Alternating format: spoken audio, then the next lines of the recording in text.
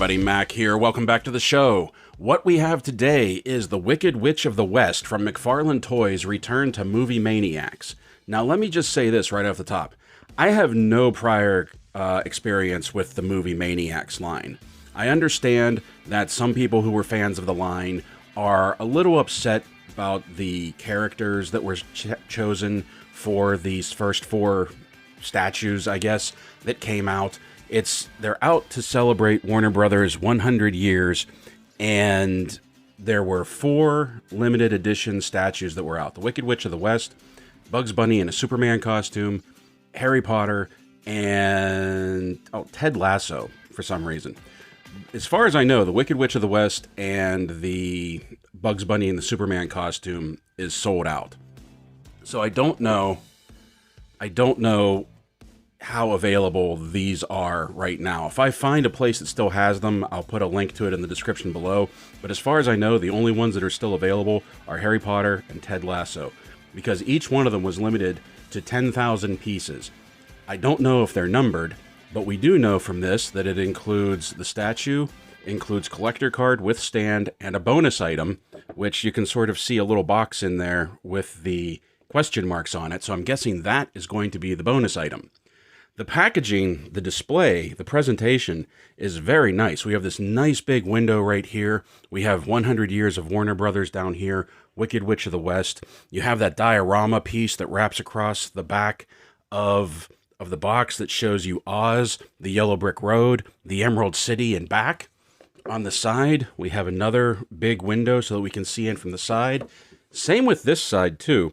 But right here, I don't know what this is. I don't know if this is from the broom rubbing against the packaging when it was shipped and it's leaving marks on there. I don't know exactly what that is, or if that was just rub off whenever the piece was set into the box. Up top, we have another large window right here so that the light can come down, show you what's inside. And I really like this because basically you could leave it in the packaging. You could display it in the box if you wanted to, but we all know I'm going to open this up. On the bottom, there's not much here. However, see that? The sticker that was on here to hold the bottom together has been cut. So the bottom flap looks like it's been opened, and that concerns me. I'm not going to lie. That concerns me greatly. So I'm kind of anxious to get this open to see if it's missing anything or if there's any damage to it. So, without further ado, let's get this open and let's take a look at McFarlane Toys Movie Maniacs 100 Years of Warner Brothers Wicked Witch of the West. Okay, so I wanted to show you what this looks like when we got it out of the box, that this whole diorama piece is in there pretty solid. It's in there very solid, this cardboard frame. You can see mine broke a little bit when I slid it out of the box, but all of this is taped into position. All of it is held in place. You can see the tape up top. You can see tape down here on the bottom. I don't think there's anything missing out of this because this is in here real secure. All right, here she is, the Wicked Witch of the West, out of the box, and putting the tape measure to her, we can see that she is approximately 6.5 inches tall to the top of her pointy hat. She is roughly 6-inch scaled, 1/12 scaled. Something that's worth noting before we go on here, if you plan on taking her out of the box, and I'm assuming this is the same way with any of the Movie Maniacs, any of the 4 statues that they put out, I had to destroy the packaging to get her out of the box. And I don't mean that I just got frustrated with it and tore into it to get her out. She was sealed in the plastic packaging that was holding her to the cardboard frame. There were even marks on the plastic where to put scissors and where to cut around the plastic to get her out. So if you plan on taking her out of the box, you're not going to be able to put her back in. So you can slide the tray out and take a closer look at her and then slide the tray back into the box. But before you try to take her out of the tray and everything that's holding her in, just know that once you get her out, there's no putting her back. How great is this green? How great is this face sculpt? I mean, this isn't an action figure. This is a statue. This is a vinyl statue. This is what McFarlane, this is what Todd wants to do. We know that from his previous line. He likes these static figures where he can put more detail in and not worry about articulation. So it should be no surprise that this is where he excels. This is fantastic. The costume, it's everything is black, but there is still different textures to it, different details to it. You can see that there's this rough texturing to the skirting down here. There's a shiny smoothness to the corset to make it look leather. There's silver in the eyelets, and you can see the strings going up the front of the corset, holding it together. You can see like this black silk puffiness in the sleeves, around her neck, around the shoulders right here. Going to the back, we have that same rough texturing that we had for her skirt. So there's a match right there. This looks great. We have the shiny, smooth satin look of her pointy hat and how it's curved, and the tassels that are coming down that are tied around the rim, around the brim. This whole thing is fantastic. And this is all fairly flexible, fairly bendable. I don't feel like it's going to break, but there is a little bit of sway, a little bit of play to it. You can have the broom, you can tuck it in close so that the broom is underneath, or you can have it out so it's sort of blowing in the wind. And then the broom even. Look at the bristle work on the broom. I was worried that some of the paint might have rubbed off in the packaging when it was pushed up in. And you have a little bit, it looks like right there, a little bit of paint might have rubbed off and gotten into the packaging when it was put in. But, I mean, that is what it is. I'm not going to be that upset about something that you got to look that close for, because on the shelf, you're not going to notice that. And it just, like the coloring, the texture of the bristle work, the silver bandings around the straw down here. This is fantastic. And of course, the green of her face. You can even see some of, like, I don't know if it's showing up on camera, but you can see some of the imperfection, like in the cheeks, where in the movie, the skin tone was starting to come through, where the face paint might not have been as heavy as it was in other places. And then her hair underneath. Everything looks great. Everything has its own look. Everything has its own texture. Like, everything is black, but everything stands out on its own, and it's fantastic. And of course, the base here, the Wizard of Oz, we have the yellow brick road, we have some swirl from the red brick road, where they came together and they met in Munchkin City, or the Munchkin Village. This is great. This is fantastic. Obviously, there's no articulation to take a look at, so I just wanted to just admire the detail, the sculpt, just everything that was done about this. I am a huge fan of The Wizard of Oz, by the way, the books and the movie, and I've seen pretty much all of the sequels that they've ever made. So when these Movie Maniacs statues came out, there was no hesitation that I snagged one of these up right off the bat. This is great. And you can just see she stands real well on her base. You saw that in the last clip. Like, this just looks fantastic. Wedged in at the back of the box was this diorama piece, and you can see that there is a curve to it. And it comes with these two plastic edges right here that you can use them as stands, that you can put the piece right in there to stand it up. And then you put this one on top as well. And then you put this one on top as well to help it hold shape. And you have a really good, sturdy diorama piece to set her against when she's on your shelf. And I really like this. There's some really nice detail in here. Obviously, we have the yellow brick road. We have the Munchkin Village. We have the forest of the dark trees. We have Oz there in the background with the big ring of light around it. And you can see just like the yellow brick road just rolling over the hills. The bright Technicolor, very true to the movie at the time when it came out. This was fantastic. The only thing that I feel this is missing is we got the Wicked Witch. We need the other four. We need Lion, Tin Man, Dorothy, and Scarecrow. It would look great. So this next piece that it came with is a two-parter. First of all, we have this card stand right here. Wizard of Oz, Warner Brothers 100, telling every story. And then we have like just a tampo of the ruby slippers on there. This is a piece of plastic. It looked like it was metal, and at first it feels like it's metal, but this is a piece of plastic, but it has a real nice clean shine to it. You can feel the lettering etched in there. On the back, not much to look at, but it does have the holding clips for this, the collector's card.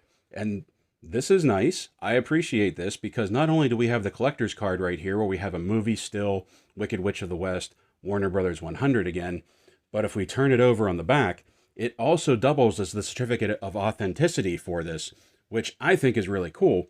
And it says, this certifies the limited edition worldwide product, Wicked Witch of the West figure, is authenticated and officially licensed by McFarlane Toys. The figurine was created, developed, and designed by Todd McFarlane and his award-winning design group.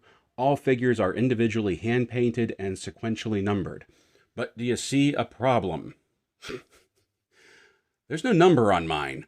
And that's really frustrating. Like, we have Todd's signature etched in down here. We have Todd McFarlane, founder and CEO of McFarlane Toys. We have everything right in here, but there's no number on here. And if this is true, all figures are individually hand-painted and sequentially numbered, then I'm guessing that's what happened with the broom tips right here, that whoever was working on this one painted it, put it all together, and then pushed it up into the box, and maybe it was still wet when he pushed it in the box, and that's why there was brown paint smudges on the inside of the box. I don't know, but I'm going to reach out to McFarlane Toys and see if they can tell me by either like the serial number or something on the box which number this one should have been. I'm not holding my breath, but it would be really nice to know. But this does fit in to there, and then it would stand up like that next to our witch, and you start to get a real nice idea of the type of diorama that we could have with the witch, the backdrop, and then the certificate right there. That's a cool little display piece. And up next, we have our mystery box. And I'm going to be opening it live on camera for the first time and seeing what we get. I don't know if all of the mystery pieces are the same, if each package comes with something different, but let's open this up and see what we get. What is this?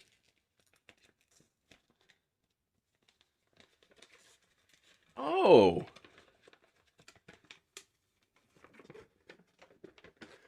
It's a folded up reprint. Let's see if I can get this in shot.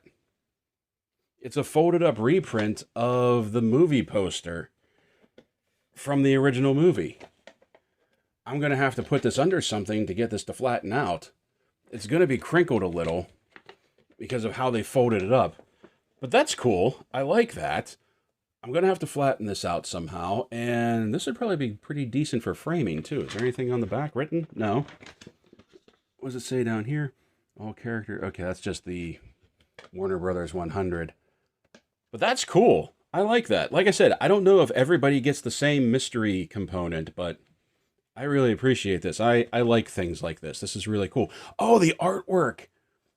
I don't know if that's showing up, but like the artwork and the lettering, I think the artwork is from Baum's original books, because I have the books with the artwork in there, and that looks very familiar. That looks very similar to like the work that Baum put in there, or because the Wizard, they also look quite alike. Either this is Baum's original artwork, or this artwork was just done in the style of the books. I might have to look that up and find out, because that looks really cool. I really like that. And in case you were trying to figure out how she fits into anything else you have in your collection, just for some quick size comparisons, here she is next to McFarlane Toys DC Mirrorverse Maleficent, and McFarlane Toys DC Multiverse Ra's al Ghul from Arkham City. Here she is beside Hasbro G.I. Joe Classified Series Baroness and Cobra Trooper. Here she is beside Marvel Select Lady Death from the Thanos 2-pack, and Hasbro Marvel Legends Black Widow movie Black Widow. And finally, here she is beside NECA Toys Dungeons & Dragons Warduke and Grimsword, because you knew they were coming out. So when I first saw these Movie Maniac figurines come out, I was really excited about them. Mainly because I thought at first they were action figures. I thought I was actually going to be able to get a 7-inch action figure of the Wicked Witch of the West and sort of shoehorn her into my McFarlane multiverse line, because I could have put her next to Constantine, could have put her next to Etrigan, could have put her next to Maleficent. I don't think we have many more magic figures in the DC multiverse. Oh, Deadman is there too. But it would have been really cool to like fit her on the shelf. As it is, as this figurine, as this like statue, I'm actually much happier with this than I thought I was going to be. I'm not a big collector of statues or static figurines like this, but when I got her out of the box and we took a look at her, I was just loving all of the detail, all of the paint apps, the different texturing in her costume, everything standing out. Everything is black, but it's not like monotone black. There are details that stand out, even when you're just looking at it from like 10 feet away. She looks fantastic.